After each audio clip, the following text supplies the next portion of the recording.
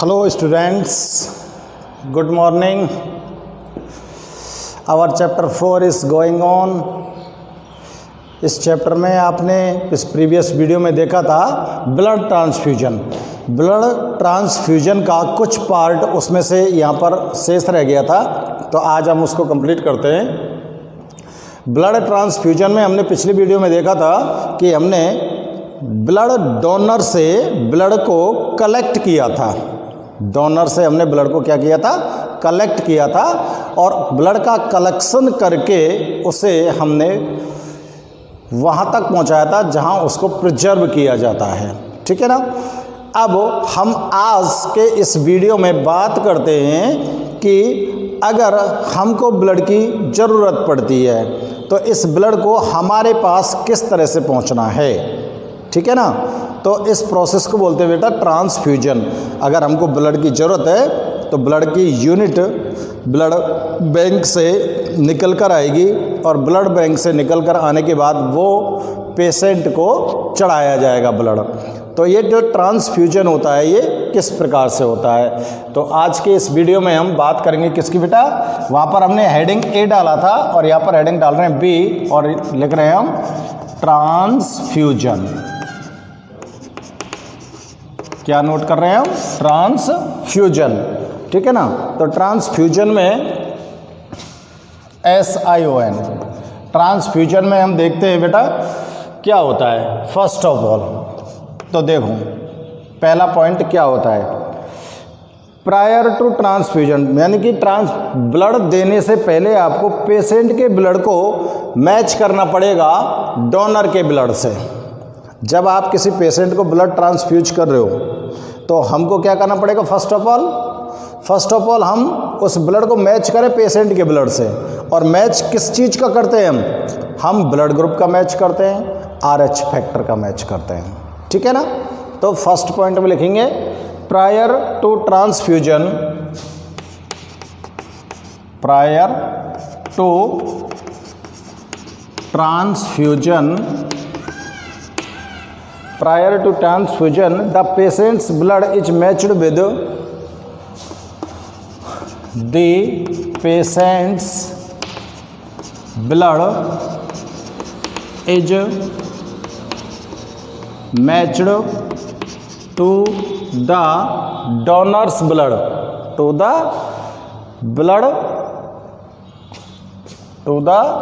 donor's blood. और match किसका करेंगे बेटा? ABO ग्रुप का और RH फैक्टर का।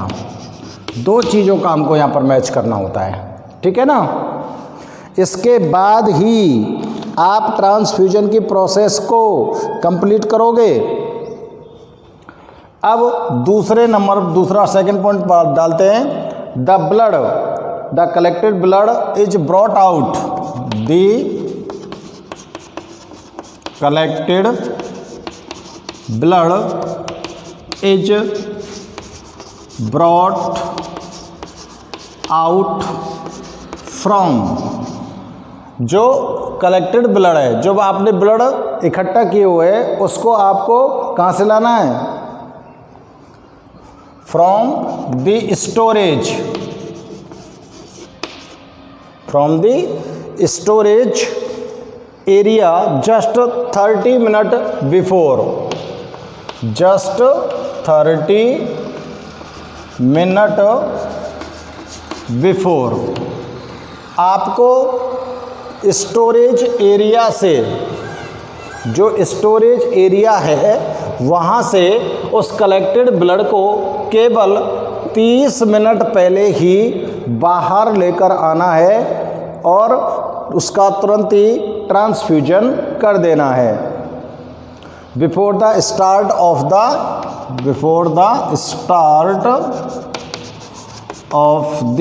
ट्रांसफ्यूजन,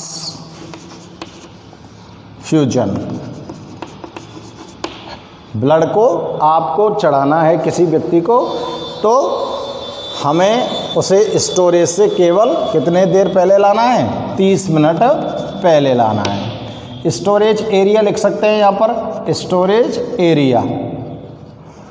ठीक है ना। थर्ड पॉइंट क्या है इसका, blood is transfused only,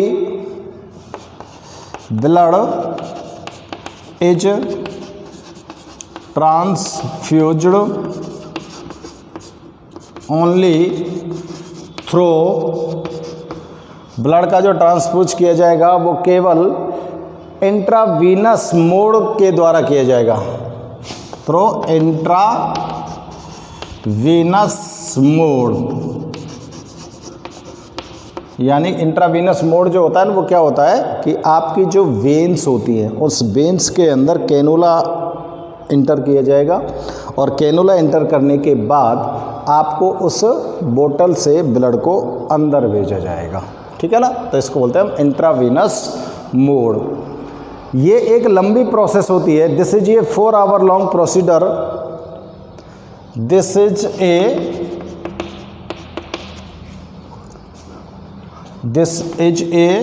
4 hour long procedure, ये लगभग 4 घंटे लंबा प्रोसीजर होता है। Which is medicated by the help of a cannula, which is medicated help of a cannula, जिसे कैनुला के माध्यम से, मेडिकेटेड जो कैनुला होता है ना, उसके माध्यम से ब्लड को आपकी बॉडी के अंदर चढ़ाया जाएगा। इसके बाद क्या करते हैं हम कि जैसे ब्लड चढ़ रहा है किसी व्यक्ति को, तो ब्लड चढ़ते समय उस व्यक्ति को फीवर आ सकता है, उसको साइनसाइटिस हो सकता है, उसको कोल्ड हो सकती है यानी कि ठंड लग सकती है, उसको सर्दी लग सकती है।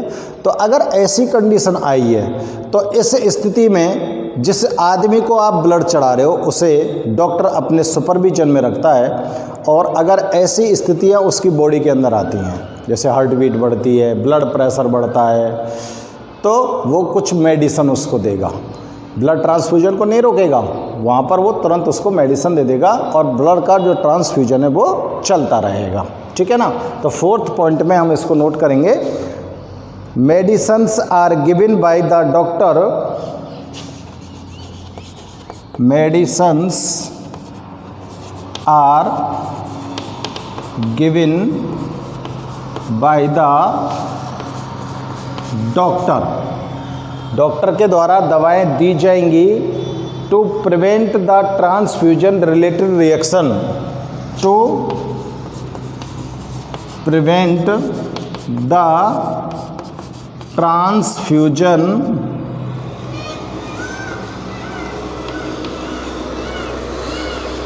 Related reaction.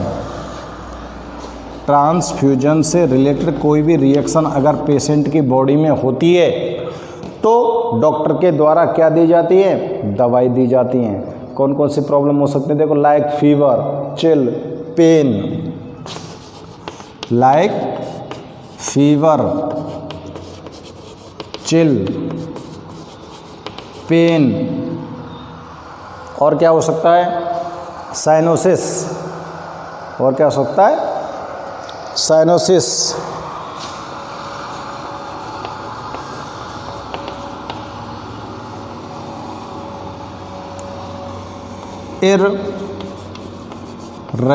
इररेगुलरिटी in heart beat, इस तरह की कोई भी प्रॉब्लम हो सकती है। उस समस्या के उत्पन्न होने पर डॉक्टर के द्वारा क्या दी जाएगी बेटा, मेडिसिन दी जाएगी, ठीक है ना। तो ये ब्लड ट्रांसफ्यूजन की प्रोसेस इस प्रकार से की जाती है। आप लोग ध्यान दीजिए, सबसे पहले क्या करोगे, डोनर के ब्लड को और पेशेंट के ब्लड का क्या करेंगे, मैच करेंगे। मैच हो जाएगा एबीओ ब्लड ग्रुप का, यानी कि कौन सा ब्लड ग्रुप है, और उसके आरएच फैक्टर का। इसके बाद हम क्या करेंगे कि जो कलेक्टेड ब्लड है, ब्लड बैंक के अंदर जो ब्लड कलेक्टेड रखा हुआ है, उस ब्लड को जस्ट 30 मिनट पहले ही बाहर निकाल के लाएंगे ट्रांसफ्यूजन करने से। ज़्यादा देर पहले बाहर नहीं निकालेंगे हम उसको। और इसके बाद क्या करेंगे, कि ब्लड का जो ट्रांसफ्यूजन होगा वो इंट्रावीनस मोड के द्वारा किया जाएगा। किसके द्वारा किया जाएगा? इंट्रावीनस मोड के द्वारा। और ये किसके हेल्प से? ये एक 4 घंटे तक चलने वाली लंबी प्रोसेस होती है, जो किसके द्वारा पूरी की जाती है? मेडिकेटेड कैनुला के द्वारा। आपके हाथ में यहाँ पर जो वेन्स होती हैं, इन वेन्स पर ये मेडिकेटेड कैनुला फिट किया जाता है और तब आपके ब्लड ट्रांसपोर्ट किया जाएगा। अगर ब्लड के ट्रांसफ्यूजन होते समय पेशेंट को कोई दिक्कत हो रही है, कोई प्रॉब्लम आ रही है, तो उस प्रॉब्लम को सॉल्व करने के लिए जो डॉक्टर होगा वो वहाँ पर तुरंत मेडिसिन अवेलेबल कराएगा। अगर उस पेशेंट को साइनोसिस हो सकता है, फीवर हो सकता है, चिल यानी कि ठंड लग सकती है उसको कहीं भी बॉडी में पेन हो सकता है, उसके हार्ट बीट में इरेगुलरिटी आ सकती है, ब्लड प्रेशर इंक्रीज हो सकता है, डिक्रीज हो सकता है, तो हर कंडीशन से उसे प्रिवेंट करने के लिए डॉक्टर जो होगा वो उस टाइम पर उसको मेडिसिन प्रोवाइड कराएगा। हाँ, यहाँ पर ध्यान रखना है हमको कि ब्लड का जो ट्रांसफ्यूजन होता है उसे वो रोकता नहीं है, ट्रांसफ्यूजन के समय ही वो मेडिसिन दे देता है और पेशेंट को रिलीफ आ जाता है। ठीक है ना? तो ब्लड का ट्रांसफ्यूजन करने के लिए हमको ये 4 पॉइंट्स का यहाँ पर ध्यान रखना पड़ेगा। क्लियर है ना? अब देखते हैं सोर्स के आधार पर, on the basis of source, blood का जो ट्रांसफ्यूजन होता है वो कितने प्रकार से होता है। तो ध्यान रखेंगे आप, on the basis of the source blood transfusion is divided in 2 parts, allogenic and autogenic. ठीक है ना? तो यहाँ पर नोट करता हूँ मैं, ऑन द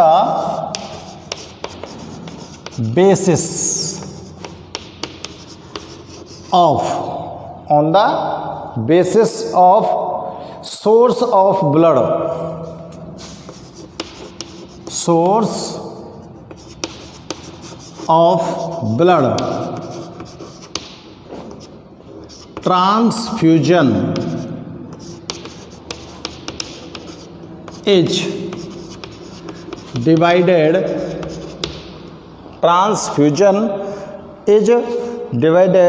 in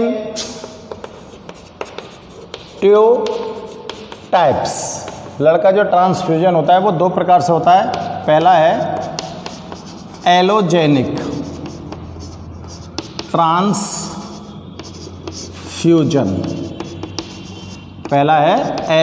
ट्रांसफ्यूजन। देखो एलोजेनिक ट्रांसफ्यूजन किस प्रकार से होता है। इस प्रकार का जो ट्रांसफ्यूजन होता है इसमें क्या किया जाता है कि कोई भी व्यक्ति है, जैसे मुझे ब्लड की आवश्यकता पड़ी है तो मुझे जो ब्लड दिया जाएगा वो किसी भी व्यक्ति का ब्लड दे दिया जाएगा।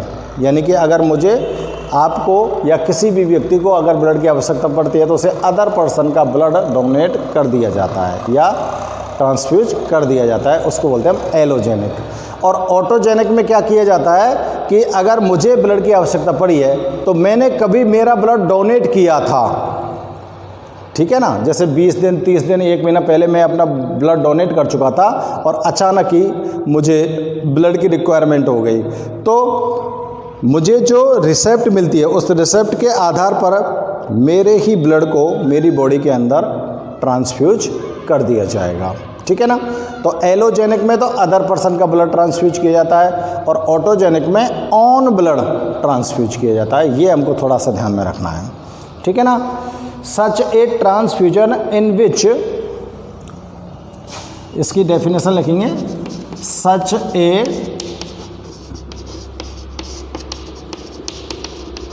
Transfusion in which blood collected from the person, blood collected other person is used, blood collected from other person is used। समझ में आ गई बात? दूसरे व्यक्ति से कलेक्ट किया हुआ जो ब्लड है उसका उपयोग किया जाएगा एलोजेनिक ट्रांसफ्यूजन के अंतर्गत। अब दूसरा क्या है? Autogenic transfusion. इस ऑटोजेनिक ट्रांसफ्यूजन में क्या करेंगे देखो, such a transfusion in which such a blood transfusion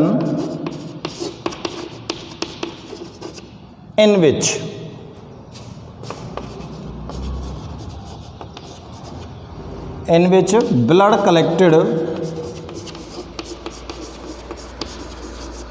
from, बताओ, blood collected from the person itself, the person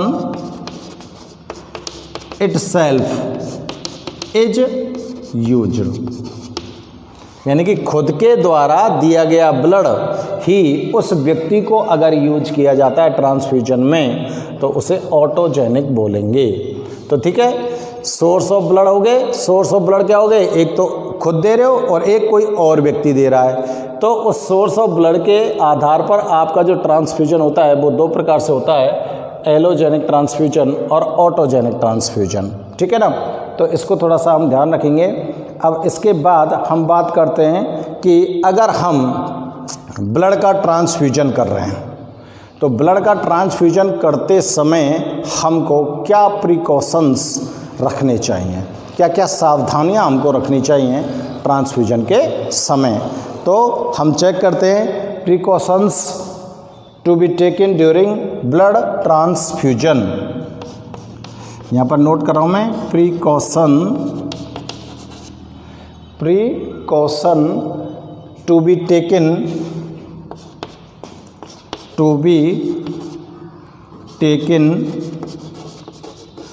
during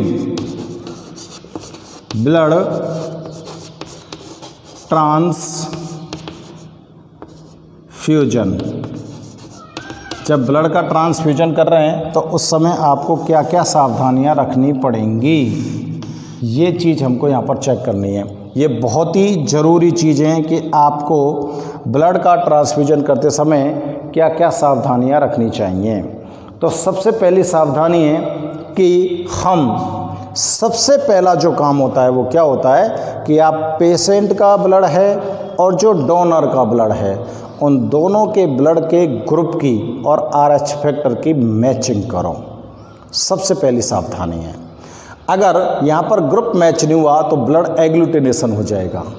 blood agglutination समझते हो ना आप, मैंने नोट कराया था आपको। और एग्लूटिनेशन की प्रोसेस के थ्रू जो आपके बॉडी की RBCs हैं वो सब डिस्ट्रॉय हो जाएंगी और पेशेंट की डेथ हो सकती है, हो सकती नहीं, हो ही जाएगी, ठीक है ना। तो लिखेंगे matching ABO antigen in the blood, matching ABO antigen in the blood of patient and donor.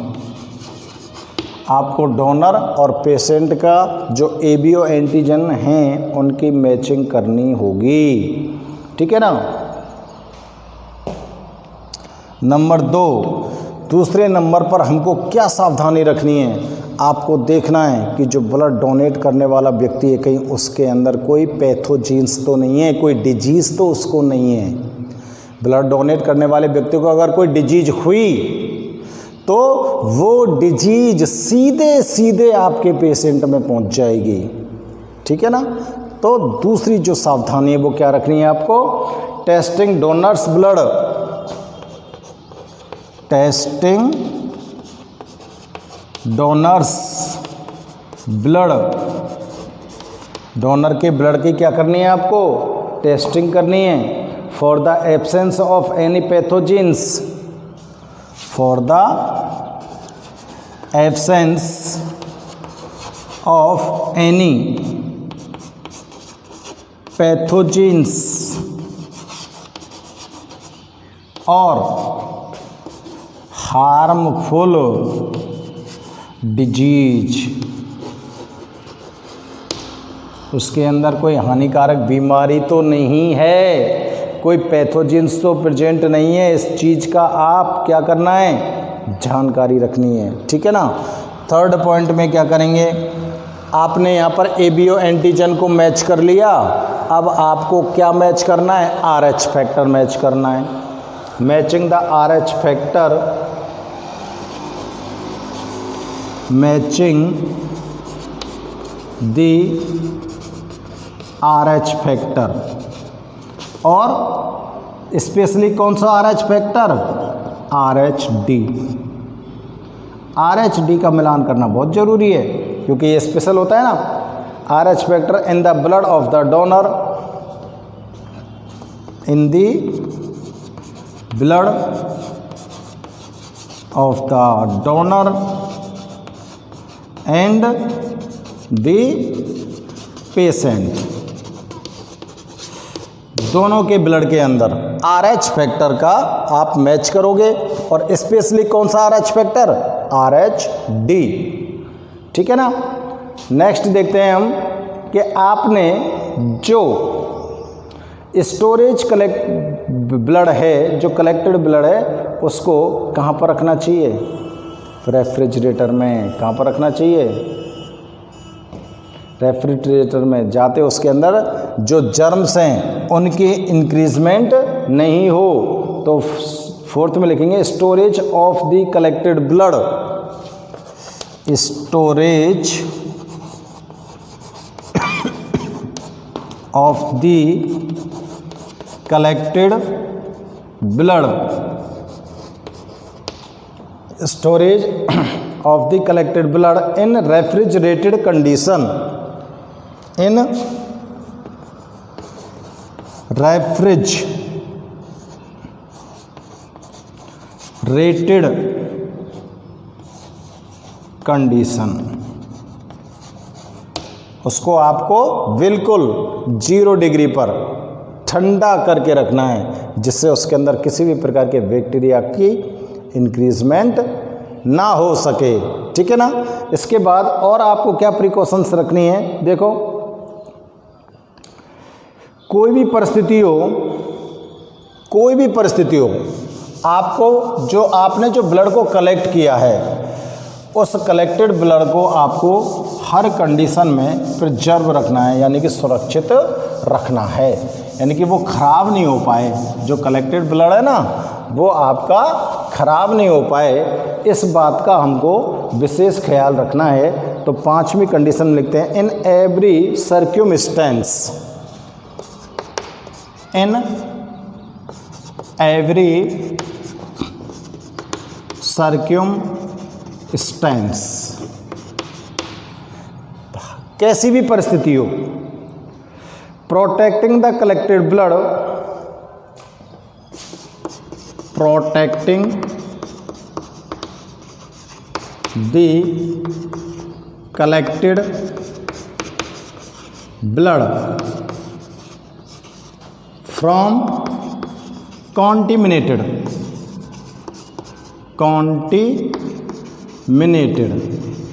हर परिस्थिति में आपको ब्लड को कॉन्टिमिनेटेड यानी कि दूषित होने से बचाना है।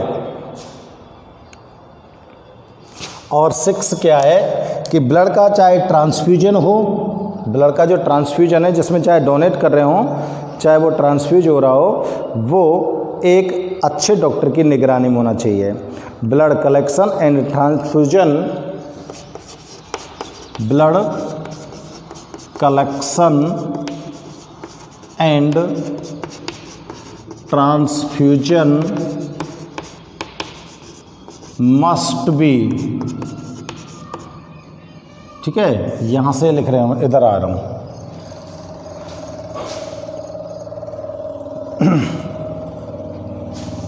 एसेंशियली लिख देते हैं, एसेंशियली आवश्यक रूप से, essentially be carried out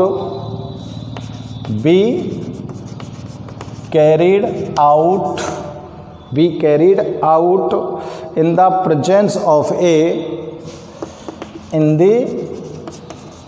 presence of a physician, यानी कि एक डॉक्टर की निगरानी में होनी चाहिए सारे काम, कलेक्शन का हो चाहे ट्रांसफ्यूजन का हो, ये बहुत ज़रूरी है।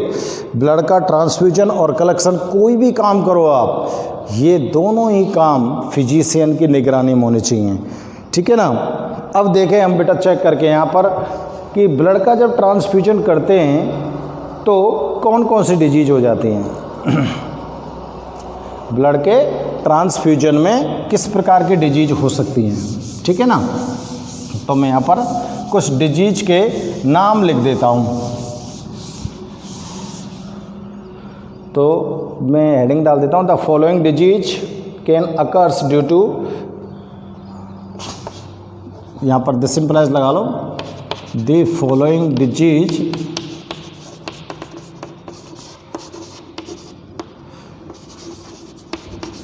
occurs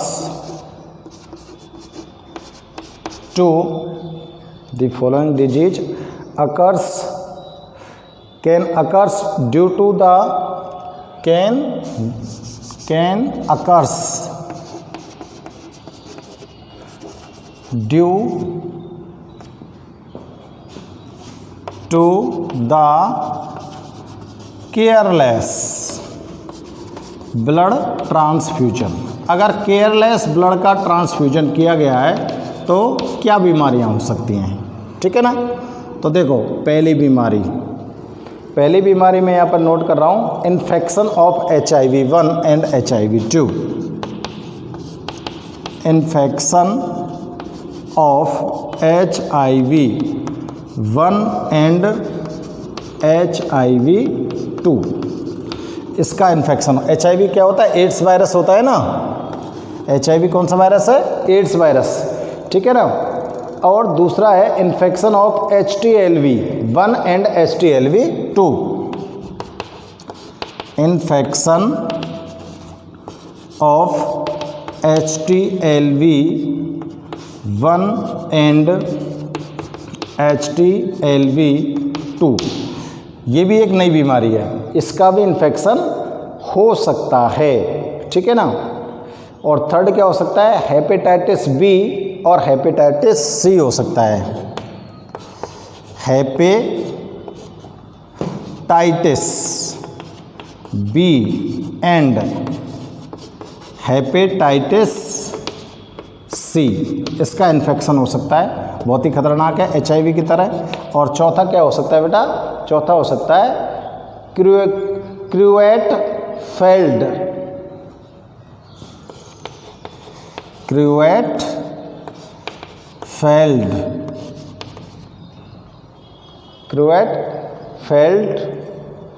जैकब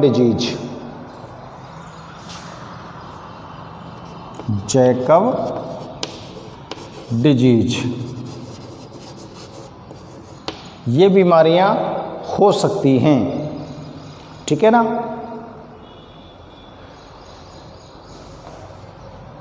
देखो इसकी स्पेलिंग दोबारा से लिखता हूं मैं,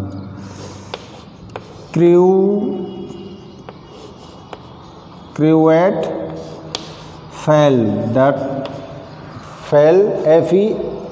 FELDT,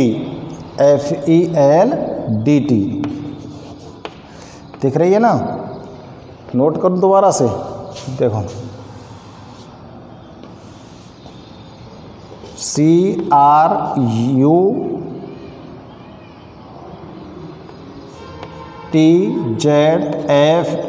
CRUTZFELDT, इसको बोलते हैं हम जैकब डिजीज, ठीक है ना।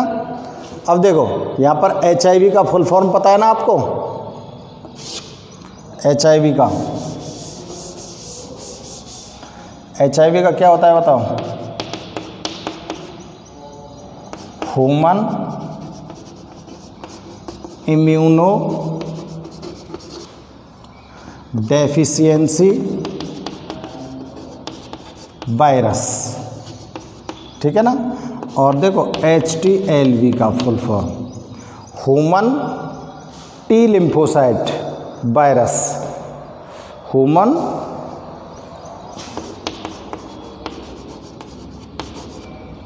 T लिम्फोट्रोपिक वायरस, ये इनकी फुल फॉर्म है। तो अगर आपने केयरलेस ब्लड का ट्रांसफ्यूजन किया है तो इस तरह की प्रॉब्लम्स हो सकती हैं, और ये जो प्रॉब्लम है ये प्रॉब्लम सब के सब जानलेवा हैं। ये खतरनाक बीमारियां हैं, बहुत ही सीरियस डिजीज हैं। इन डिजीज को एक बार बॉडी में इंटर करने के बाद ठीक करना इम्पॉसिबल है। ना तो हम HIV को ठीक कर सकते, इसकी कोई वैक्सीन नहीं है, ना ही STLV की कोई वैक्सीन है इसको ठीक कर सकते, तो और ना ही हेपेटाइटिस B और C को ठीक कर सकते, इसकी भी कोई मेडिसिन अभी तक प्रॉपरली नहीं बनी है। तो इन सावधानियों को हमको रखना होगा, और सावधानी नहीं रखी तो इस तरह की खतरनाक बीमारियां हमको हो सकती हैं। ठीक है ना। तो ये ब्लड ट्रांसफ्यूजन में आज आपने पढ़ा है बेटा, ब्लड ट्रांसफ्यूजन किस तरह से करते हैं और क्या हमने प्रिकॉशंस रखने चाहिए, और अगर हमने प्रिकॉशन नहीं रखे तो हमको क्या क्या डिजीज हो सकती हैं।